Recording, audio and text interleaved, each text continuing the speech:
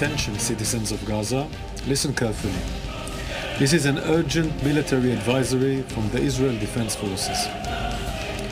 For your immediate safety, we urge all residents of northern Gaza and Gaza City to temporarily relocate south. चेतावनी दी जा चुकी है। Israel के tank Gaza में घुस चुके हैं।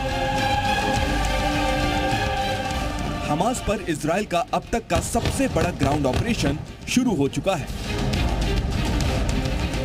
बीती 2 रातों से इजराइल की सेना के टैंक एक एक कर गाजा में घुसते जा रहे हैं। कल रात की तरह आज भी इजराइल के सैकड़ों टैंक्स ने गाजा की ओर कूच किया और वहां जाकर हमास के ठिकानों को रातों रात नेस्तानाबूद कर दिया। यह इजराइल की बमबारी का ही नतीजा है कि कल पूरी रात गाजा में धमाकों से रोशनी हो रही थी।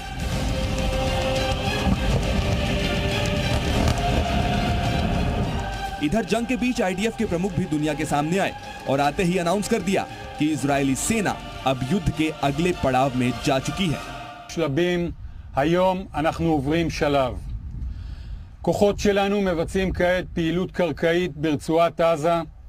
הפעילות הזו מלווה על ידי אש מדויקת וכבדה. इजराइल के प्रधानमंत्री बेंजामिन नेतन्याहू ने तो इस जंग को आजादी की लड़ाई करार दिया और साफ कह दिया कि जंग लंबी चलने वाली है। המלחמה בתוככי הרצועה תהיה קשה וארוכה, ואנחנו ערוכים לכך. זאת מלחמת העצמאות השנייה שלנו. נילחם על הגנת המולדת. נילחם ולא ניסוג. נילחם ביבשה, בים ובאוויר. युद्ध के पहले चरण में इजराइल ने जल, जमीन और हवा हर तरफ से हमास पर नकेल कस दी थी। हमास के आतंकियों को मारने में आईडीएफ ने कोई कसर नहीं छोड़ी। अब जंग का दूसरा चरण शुरू होते ही बॉर्डर्स पर खड़े इजराइल के टैंक हमास पर गोलियां बरसा रहे हैं।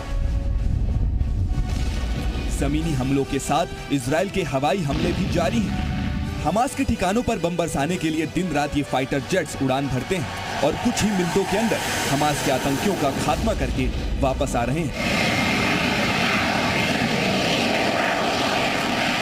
इसी के साथ नौसेना भी चौकन्नी है।